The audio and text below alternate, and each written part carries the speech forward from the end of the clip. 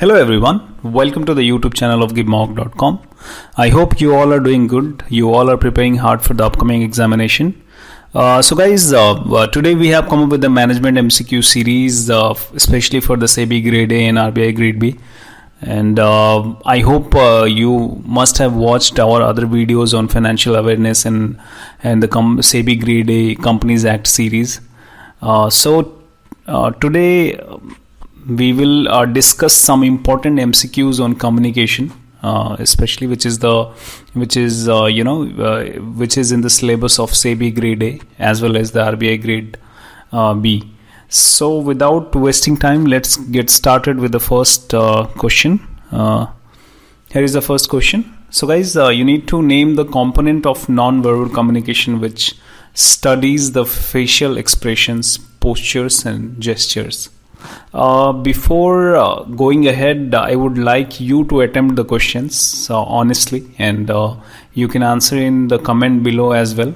Okay, you can check your scores, how well you are prepared for the examination. You can get to know that whether your preparation is sufficient or you need to work hard on that. So guys, you can comment below that what are your answers or what are your scores out of 10, because we have picked up 10 important questions for you. So the first question, as I told you earlier, you need to name the component of non-verbal communication which studies the facial expression, postures and gestures.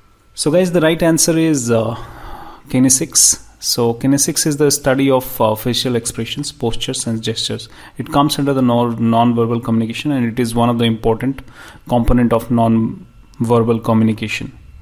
Let's move to the next question. So next question is, it is under the same category of the question. You need to name the component of non-verbal communication which studies the role of eye contact. So as you know that eye contact is one of the important part of non-verbal communication. So guys, the answer of this question is option B, that is oculesics. Under the oculesics, you study the role of eye contact. Okay, let's move to the next question. Question number 3. You need to name the component of non-verbal communication which studies the role of touching. So guys, it is also one of the important component of non-verbal communication, and this question has been asked in the past in the examination of RBI Grade B and SEBI Grade A also. So these type of question can be asked. So you need to remember, you need to understand these type of question well, so that you could score well in these examination. Okay, because you need to be thorough with these types of non-verbal communication, because there must be one or two numbers of questions from this topic.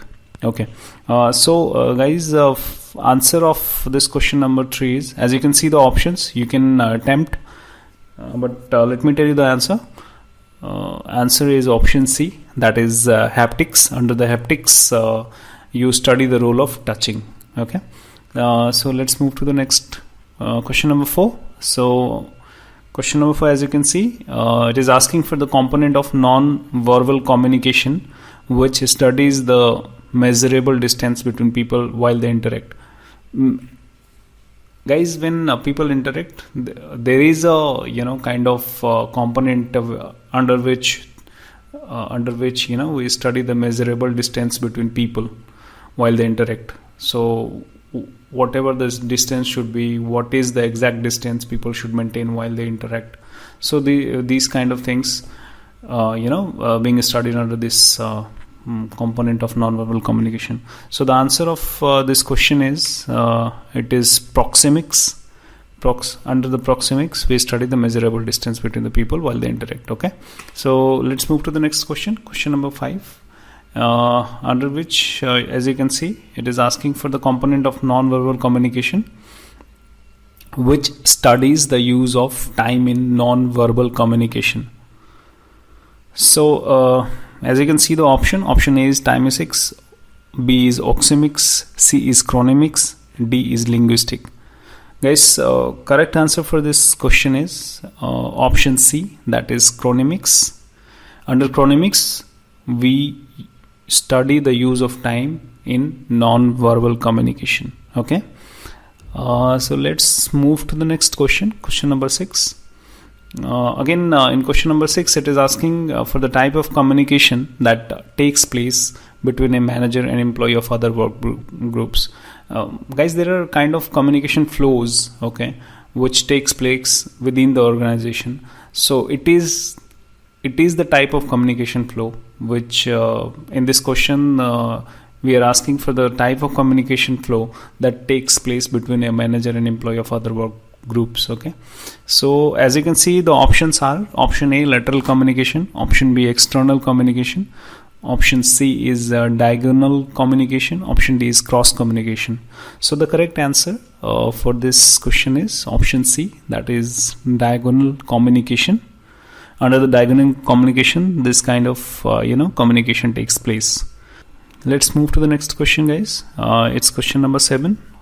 It is asking for the communication flow that takes place at same levels of hierarchy within an organization. So you can see the options. Option A is lateral communication, option B is external communication, option C is vertical communication, and option D is peer-to-peer communication. This is a very tricky question. You can comment below your answers. Now let me tell you the correct answer. Correct answer is option A, that is lateral horizontal communication. Okay, it is a type of communication which takes place at same levels. Okay, suppose one senior manager of production is interacting with the senior manager of HR for some queries or for some help or for some business interaction. So that kind of communication is called lateral communication. Okay, we will quickly go through some explanation on the type of communication flow. Here are the explanation on what are the types of communication flow. So as you can see, the first is downward flow of communication. It is the kind of communication that flows from a higher level in an organization to a lower level is a downward communication. Okay, for example, some superior is giving job instruction that to the subordinate. Suppose he is asking for doing some job or instructing to do some job to the subordinate. So that is the example of downward flow of communication. Or as you can see, other examples are feedback from superior. So instant feedback or feedback on the performance of employee from superior. That is also the example of downward flow of communication. And also the communicating executives are communicating mission and vision to the subordinates. So these are also the downward flow of communication. The next is upward flow of communication. So communication, it is a kind of communication that flows to higher level in an organization. Suppose a superior gave the feedback to the subordinate, and subordinate replies back or acknowledges that feedback. So from the subordinate, he is actually communicating the upward flow of communication. Okay, he is acknowledging that he has understood whatever the feedback is been given to him. Okay, and other example of upward flow of communication is grievances and complaints of the employees. Okay, so the next is lateral oblique horizontal communication that we already seen in the previous question, that lateral communication takes place at same levels of hierarchy in an organization is called lateral communication. Okay, that is communication between peers, between managers at same levels. Again, the diagonal communication we have already seen. We have already gone through this question. Diagonal communication that takes place between a manager and employees of other work group. Okay, is called the diagonal communication. And the external communication, it takes place between a manager and external group. Suppose production manager is interacting with the suppliers or vendors, or the finance manager is interacting with the banks and financial institutions. That kind of communication flow is called external communication. So guys, let's move on to the next question. Next question is question 8. It is a kind of case study. It's been given here. Suppose an employee gets to a very confidential. Here it will be gets to know. Okay. Suppose an employee gets to know a very confidential information of the company. He becomes inquisitive and passes the details to closest colleague, who in turn passes it to others. What type of communication it is? Okay. So guys, you can these kind of questions also can be asked in the examination, the case study type of question. In RBI Grade B, we have seen they give long paragraphs or long passage, and they ask the question out of those passage. Okay. So this kind of passage or this kind of case studies kind of question can be asked in the examination. So the first option for this question is option A, hush-hush communication. Option B is formal communication. Option C is peer communication, and option D is grapevine communication. So guys, the right answer for this question is option D, grapevine communication. Grapevine, under the grapevine, it is also a kind of informal communication. And grapevine communication, you can easily understand it's kind of gossip communication. Okay. So if a employee gets to know a very confidential, he gossips about it, he gossips to the colleague, and it gets spread within the colleagues, or so these kind of communication is called the grapevine communication. So let's move on to the next question. Question number 9. Which of the following are the part of 7 C's effective communication? 7 C's of effective communication. Guys, 7 C's of effective communication is one of the important topic of under the communication chapter. So you can quickly go through it, and you can try to attempt the question. So the first, as you can see on the screen, these are the 6 sub options are given there, and you have to choose the correct answer out of that.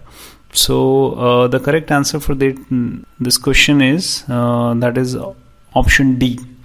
7 C's of effective communication will be clarity, concreteness, courtesy. If I talk about all the 7 C's, so 7 C's are completeness, conciseness, consideration, clarity, concreteness, courtesy, correctness. In any communication, these 7 C's are important for any effective communication. If I talk about the effective communication, 7 C's are important.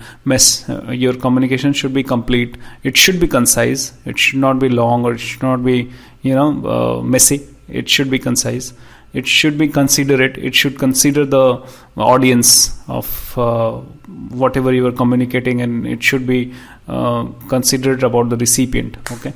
The communication should be clear, clarity should be there, and also the communication should be concrete, and your communication, you should be there should be courtesy in your communication, and there should be correctness in your communication. Then that will be the effective communication. Okay. So let's move on to the next question. Question number 10.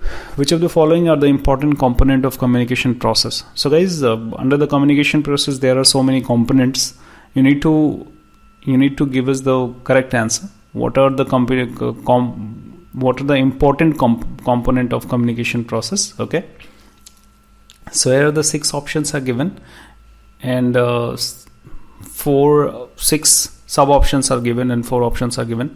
As you can see here, you can try to attempt the correct option. Now let me give you the correct option. The correct option is option D, that is 1, 3, 4 and 6 only. That means it is context, sender, recipient and message. So guys, let me tell you the overall components of the communication process: context, sender, message, medium, recipient and feedback. Okay guys, thanks for watching. In the past videos, we have seen some of you have given a good response, and we have got good response on our videos, and some of you have asked for the PDFs of these videos. So we will definitely provide you the PDFs of these videos. Okay, our website is under construction. Once it is complete, we will give you the whole bunch of PDFs of our videos on our website. You can visit our website givemock.com. You can get the current affairs mock test and other mock test on our website as well. Thanks for watching. Please do like, share and subscribe. Thank you.